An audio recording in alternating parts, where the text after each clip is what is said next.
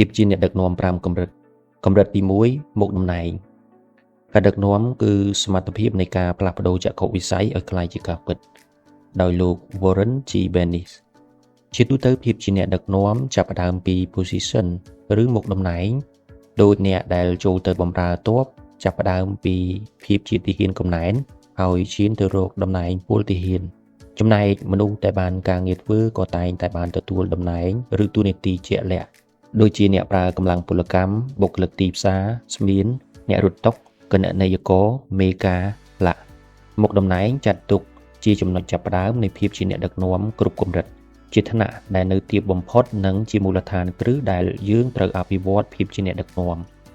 ដើម្បីអភិវឌ្ឍសមត្ថភាពការអូសទាញអ្នកដទៃបានឲ្យពិតប្រាកដគឺត្រូវស្ថាបនាឡើងពីមូលដ្ឋានគ្រឹះត្រង់នេះឯងនៅសម័យមុនមនុស្សសុទ្ធតែពឹងផ្អែកបំផុតលើមុខតំណែងក្នុងការធ្វើជាអ្នកដឹកនាំទើបគ្មានអ្វីចម្លែកទេដែលថ្ងៃណាមួយតំណែងអ្នកដឹកនាំនឹងផ្ទេរបន្តពីឪពុកទៅកូនប្រុសឬកូនស្រីនៅក្នុងគ្រួសារព្រះអង្គម្ចាស់នឹងក្លាយទៅជាមហាក្សត្រឲ្យការសម្រេចចិត្តរបស់ពួកគេមិនថាជាល្អឬអាក្រក់នឹងក្លាយទៅជាច្បាប់សម្រាប់ប្រទេសឧស្សាហកម្មភាគច្រើនយុគសម័យនោះត្រូវបានបញ្ចប់អស់ទៅហើយជាការពិតបើទោះបីជាមានប្រទេសជាច្រើនដែលមានព្រះមហាក្សត្រនិងរាជិនីតែក្នុងប្រទេសទាំងនោះភាគច្រើនដូចជាអង់គ្លេសមហាក្សត្រនិងរាជវង្សត្រូវបានគ្រប់គ្រងដោយអាស្រ័យលើការទទួលស្គាល់ពីប្រជាជនក្រៅពីនេះអ្នកដឹកនាំពិតប្រាកដតែងកើតឡើងពីការបោះឆ្នោតទោះជាតំណែងអាចបើកឱកាសឲ្យធ្វើរឿងផ្សេងៗបានតែក៏មិនមានអំណាចច្រើនប៉ុន្មានដែរលើកលែងតែការគ្រប់គ្រងក្នុងរបបខ្លះដែលទោសនៃការបំពានមិនព្រមធ្វើតាមគួរឲ្យខ្លាចរអាការបានទទួលតំណែងអ្នកដឹកនាំគ្មានអ្វីខូចខាតទេពេលនរណាម្នាក់បានទទួលតំណែងជាអ្នកដឹកនាំគឺមកពីអ្នកមានអំណាចនៅថ្នាក់លើបានសម្លឹងមើលឃើញថាបុគ្គលនោះមានសមត្ថភាពនិងសក្តានុពលពេលបានតំណែងនិងបុណ្យស័ក្តិហើយអ្វីដែលត្រូវមានបន្ទាប់ពីនេះគឺឥទ្ធិពលដឹកនាំអ្នកដទៃមុខតំណែងចាត់ទុកថាជាចំណុចចាប់ផ្ដើមមួយដ៏ល្អគឺដូចគ្នានឹងភាពជាអ្នកដឹកនាំគ្រប់កម្រិតមានទាំងគុណសម្បត្តិនិងគុណវិបត្តិយើងនឹងចាប់ផ្ដើមដោយការមើលពីប្រការល្អនៃភាពជាអ្នកដឹកនាំក្នុងកម្រិតមុខតំណែងជាមុនប្រការល្អនៃរឿងមុខតំណែងអ្នកបានទទួលការអញ្ជើញឲ្យធ្វើជាអ្នកដឹកនាំគ្រប់ជីវិតសុទ្ធតែមានប្រការល្អនិងមិនល្អភាពជាអ្នកដឹកនាំគ្រប់កម្រិតក៏ដូចគ្នាមានទាំងគុណសម្បត្តិនិងគុណវិបត្តិ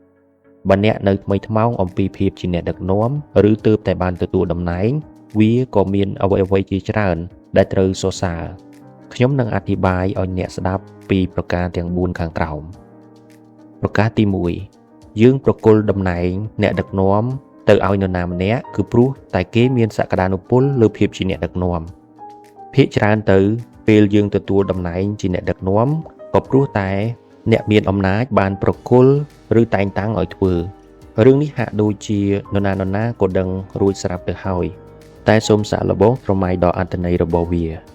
មានន័យថាអ្នកមានអំណាចម្នាក់នោះជឿថាអ្នកដឹកនាំថ្មីម្នាក់នេះមានសក្តានុពលលើភាពជាអ្នកដឹកនាំមួយកម្រិតរួចទៅហើយនោះជាដំណឹងល្អដូច្នេះបើអ្នកនៅថ្មីថ្មោងក្នុងរឿងភាពជាអ្នកដឹកនាំហើយបានទទួលការអញ្ជើញឲ្យទៅធ្វើជាអ្នកដឹកនាំនរណាក៏ដោយចូលសប្បាយចិត្តចុះដែលប្រធានជឿជាក់មកលើរូបអ្នកខ្ញុំនៅចាំលើកដំបូងពេលបានទទួលតំណែងជាអ្នកដឹកនាំខ្ញុំបានទទួលការស្នើឈ្មោះពីគ្រូបង្វឹកបាល់បោះនៅវិទ្យាល័យឲ្យឡើងធ្វើជាប្រធានក្រុមវាពិតជាអំឡុងពេលដ៏គួរឲ្យរំភើបខ្លាំងណាស់ខ្ញុំនៅចាំពីអារម្មណ៍នៅពេលនោះបានដែលថាគ្រូបង្វឹកមានការជឿជាក់លើរូបខ្ញុំពេលប្រកាសឈ្មោះហើយគ្រូបានប្រាប់ទៅកីឡាករដទៃទៀតថារូបខ្ញុំគឺជាគំរូនៃមនុស្សដែលមានទស្សនគតិល្អនិងឧស្សាហ៍ព្យាយាមបន្ទាប់មកគ្រូក៏ឲ្យខ្ញុំទៅឈរក្បែរគាត់ព្រមទាំងអធិប្បាយថា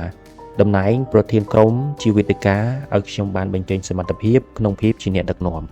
តំណែងនេះមិនបានធានាទេថាបណ្ដាកីឡាករព្រមដើរតាមខ្ញុំគ្រូបង្វឹកប្រាប់ថារឿងធ្វើឲ្យកូនក្រុមព្រមដើរតាមគឺជាតួនាទីរបស់ខ្ញុំអ្នកដឹកនាំពូកែតែងដំឡើង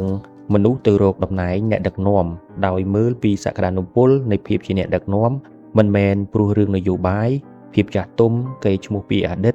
ឬភាពងាយស្រួលនោះទេ John Wooden គ្រូបង្វឹកបាល់បោះរបស់ក្រុម UCLA ជាវីរបុរសនិងជាអ្នកដឹកនាំដ៏ឆ្នើមបានប្រាប់ខ្ញុំថាគេមិនដែលតែងតាំងឲ្យនរណាធ្វើប្រធានក្រុមដរាបណាទាល់តែគេបានចូលប្រកួត2ឬ3ប្រកួតក្នុងរដូវកាលនោះសិនគេរងចាំព្រោះចង់មើលឲ្យដឹងថាកីឡាករណាលេចធ្លោជាងគេនិងសមគួរបានទទួលកិត្តិយសនោះ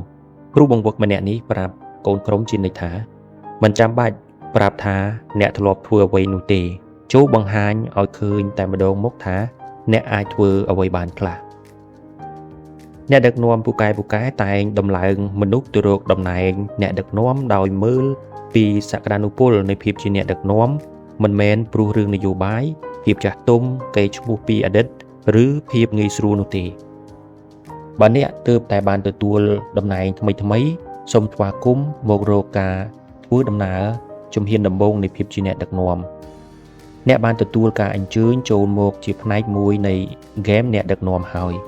អ្នកមានឱកាសបានសម្ដែងគំនិតយោបល់និងសម្រេចចិត្តដូច្នេះគោលដៅដំបូងរបស់អ្នកគួរតែជាការបង្ហាញឲ្យប្រធាននិងក្រុមការងារឃើញថា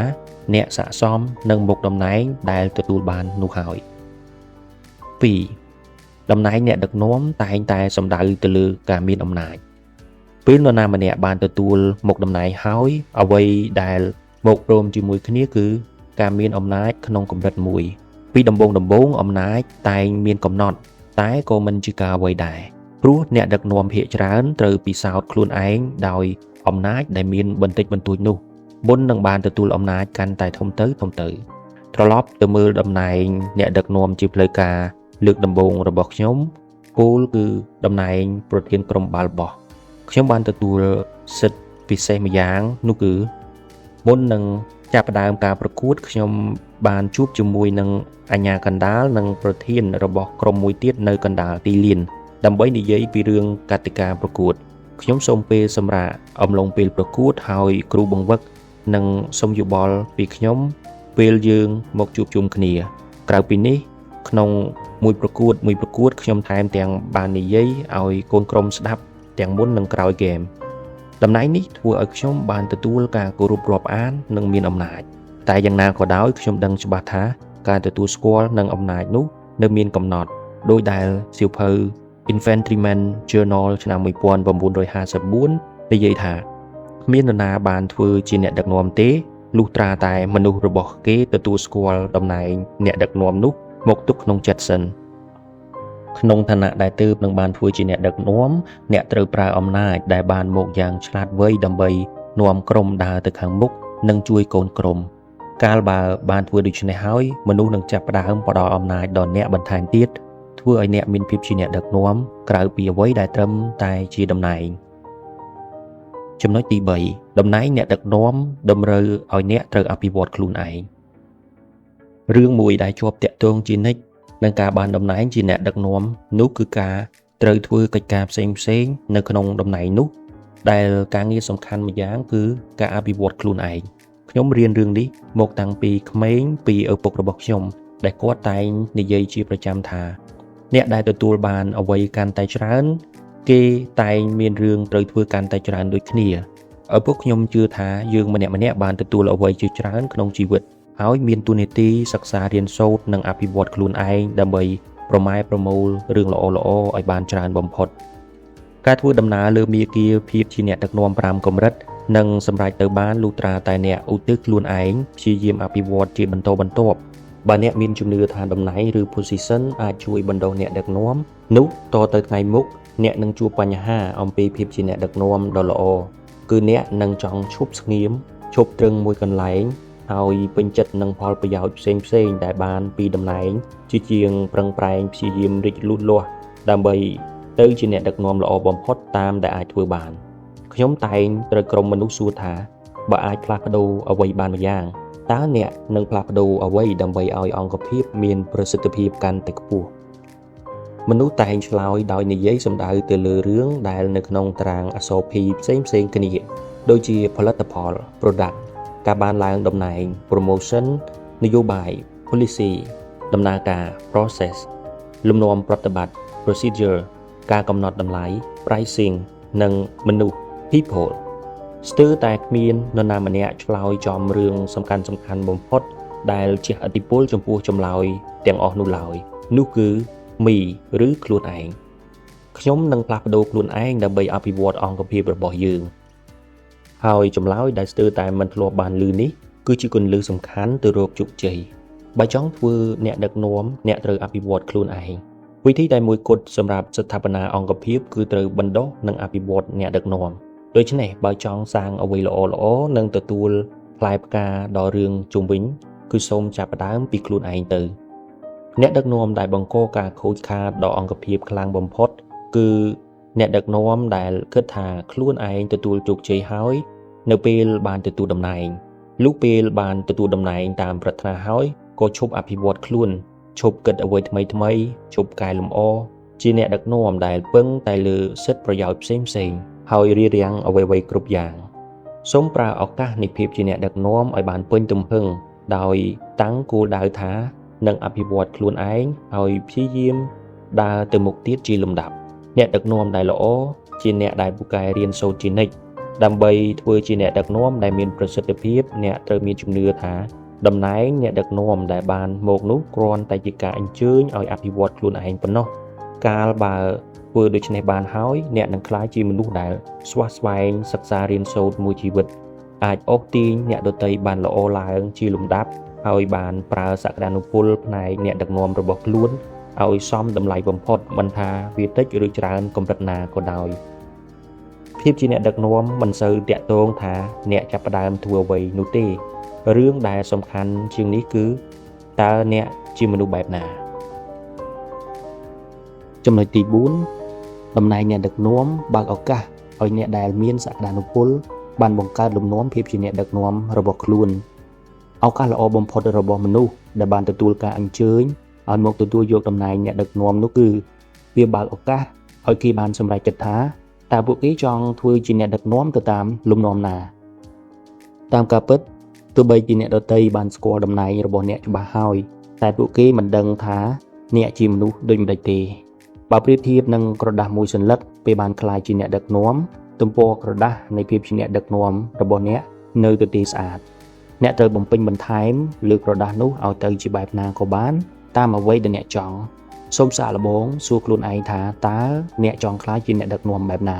តែសូមកុំធ្វើជាអ្នកដឹកនាំដែលតាមស្ថានភាពប្រព្រឹត្តទៅបែបណាក៏ធ្វើបែបនោះមិនបានគិតឬសម្រេចចិត្តអ្វីទុកជាមុននោះត្រូវគិតរឿងនេះឲ្យបានល្អតើអ្នកចង់ធ្វើជាអ្នកដឹកនាំដែលប្រើអំណាចក្នុងផ្លូវខុសឬធ្វើជាអ្នកដឹកនាំដែលបណ្ដុះក្រុមចង់គិតតែរកវិធីទម្លាក់កំហុសធ្ងន់ទៅលើអ្នកដទៃឬចាំជំរុញពួកគេឲ្យឡើងខ្ពស់ចង់គិតតែពីចេញបទបញ្ជាឬដាក់ជាសំណួរអ្នកអាចបង្កើតលំនាំអ្វីឡើងមកក៏បានតាមដែលខ្លួនត្រូវការដរាបណាវាសមស្របនឹងរូបអ្នក Francis Hazelby ប្រធានស្ថាបនិកនិងជាប្រធានកម្មការស្ថាប័ន Leader to Leader Institute បានធ្វើការកត់សម្គាល់ថាភាពជាអ្នកដឹកនាំមិនសូវតាក់ទងថាអ្នកចាប់ផ្ដើមធ្វើអ្វីនោះទេរឿងសំខាន់ជាងនេះគឺអ្នកជាមនុស្សបែបណាបើអ្នកយល់ថាភាពជាអ្នកដឹកនាំគឺការប្រើល្បិចកលផ្សេងឬសម្ដែងអកប្បកិរិយាតាក់ទាញដើម្បីប្រមូលផលប្រយោជន៍ផ្ទាល់ខ្លួនមនុស្សម្នានឹងទៅជាអស់ជំនឿបានប៉ុន្តែបើចរិតសំខាន់នៃភាពជាអ្នកដឹកនាំរបស់អ្នកចេញពីធាតុពិតនិងការខំប្រឹងប្រែងអ្នកក៏មានសិទ្ធិស្នើសុំឲ្យអ្នកដទៃឧទ្ទិសខ្លួនដើម្បីអង្គភាពនិងភារកិច្ចរបស់អង្គភាពបានដែរបើអ្នកនៅថ្មីថ្មោងពីរឿងភាពជាអ្នកដឹកនាំឬទើបនឹងបានទទួលតំណែងជាអ្នកដឹកនាំនោះវាក៏ជាឱកាសស័ក្តិសមបំផុតហើយដែលត្រូវគិតទៅដល់លំនាំនៃភាពជាអ្នកដឹកនាំដែលអ្នកចង់ស្ថាបនាឡើងចំណែកអ្នកដែលធ្លាប់ធ្វើជាអ្នកដឹកនាំមកយ៉ាងជោគជ័យមកហើយអ្នកត្រូវពិចារណាឡើងវិញនៅវិធីសាស្ត្រនៃភាពជាអ្នកដឹកនាំរបស់ខ្លួនហើយសាកល្បងកែលម្អវាតែទោះបីជាយ៉ាងណាអ្នកត្រូវប្រយុទ្ធទប់ទល់នឹងភាពស៊ាំពីអតីតរបស់អ្នកដទៃហើយយកឈ្នះក្តីរំពឹងរបស់អ្នកទាំងនោះពេលអ្នកអភិវឌ្ឍខ្លួនឯងបានកាន់តែច្រើនហើយសួរថាតើអ្នកគួរគិតទៅដល់រឿងអ្វីខ្លះមានរឿង3គឺ 1. អ្នកជាមនុស្សបែបណា ភាពជាអ្នកដឹកនាំដែលល្អចាប់ផ្ដើមពីអ្នកដឹកនាំដែលដឹងថាតើខ្លួនឯងជានរណាក្នុងសៀវភៅ Eat Your Ship របស់កាពីតែន Michael Abrasov បានពោលថានិយាយឲ្យខ្លីទៅបទពិសោធន៍អាក្រក់ៗបានបង្រៀនឲ្យខ្ញុំដឹងថាភាពជាអ្នកដឹកនាំពិតប្រាកដជារឿងនៃការស្វែងយល់ពីខ្លួនឯងហើយទើបប្រើការយល់ដឹងនោះទៅស្ថាបនាអង្គភាពឲ្យលេចធ្លោឡើងអ្នកដឹកនាំត្រូវប្រគល់សេរីភាពដល់កូនចៅឲ្យបានប្រើសមត្ថភាពយ៉ាងពេញទំហឹងប៉ុន្តែបើទោះជាយ៉ាងណាក៏ដោយឧបសគ្គភាគច្រើនដែលកម្រិតសក្តានុពលមនុស្សមិនឲ្យរីកចម្រើនគឺចាប់ផ្ដើមមកពីអ្នកដឹកនាំដែលវាចាក់ឫសយ៉ាងជ្រៅចូលទៅក្នុងភាពភ័យខ្លាចក្នុងអត្តាភាពចាំបាច់និងចរិតនិស្ស័យអន់របស់អ្នកដឹកនាំបើអ្នកដឹកនាំបានពិចារណាលើគំនិតនិងអារម្មណ៍ខ្លួនស្វែងយល់ពីខ្លួនឯងបានស៊ីជម្រៅហើយការផ្លាស់ប្ដូរក៏នឹងកើតឡើងអ្នកដឹកនាំដែលទទួលជោគជ័យនឹងព្យាយាមស្គាល់ខ្លួនឯងអ្នកដឹកនាំទាំងនោះស្គាល់ចំណុចខ្លាំងនិងចំណុចខ្សោយរបស់ខ្លួនស្គាល់អត្តចរិតរបស់ខ្លួនដឹងថាបទពិសោធន៍អ្វីយកមកប្រើបានល្អស្គាល់ចរិតការធ្វើការរបស់ខ្លួនស្គាល់ចង្វាក់នៃការធ្វើការក្នុងមួយថ្ងៃក្នុងមួយខែហើយក្នុងអំឡុងពេលនីមួយៗ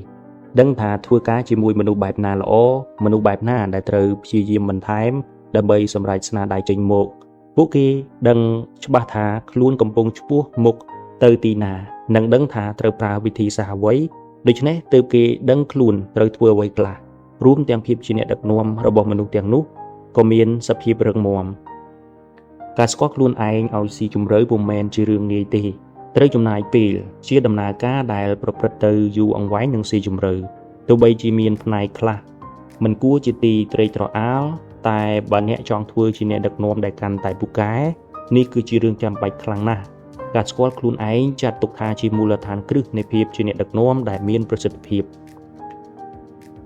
2. អ្វីទៅជាតម្លៃនិយមរបស់អ្នកក្នុងសន្ទរកថាអំពីរឿងគុណតម្លៃនៃភាពស្មោះត្រង់ Mark Twain ធ្លាប់ពោលថា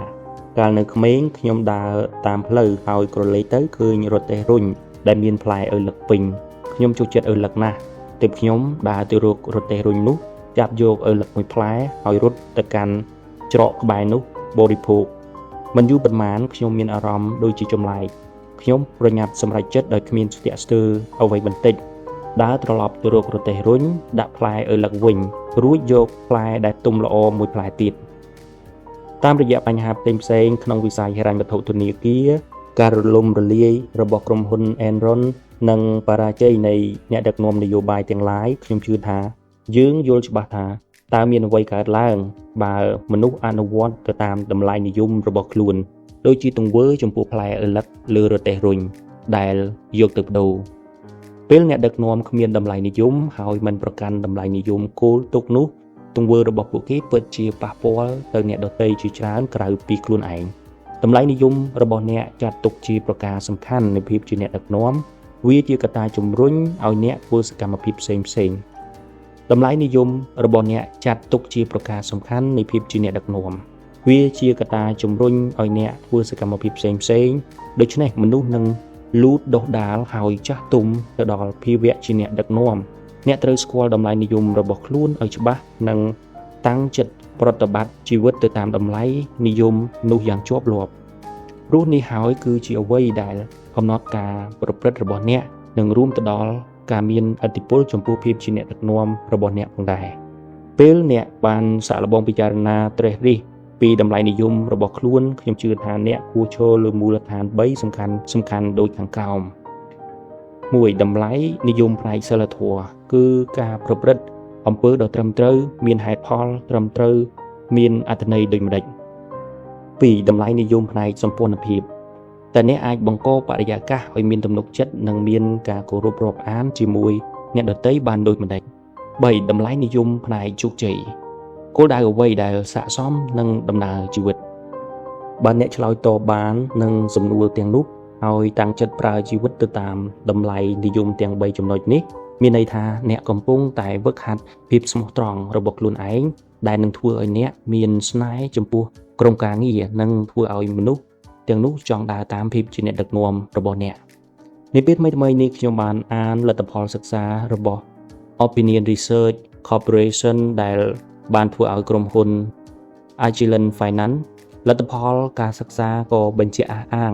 រឿងរ៉ាវខាងលើនេះដែរការសិក្សាស្រាវជ្រាវនេះបានសូមឲ្យកម្មករជនជាតិអាមេរិកជ្រើសយកគុណសម្បត្តិសំខាន់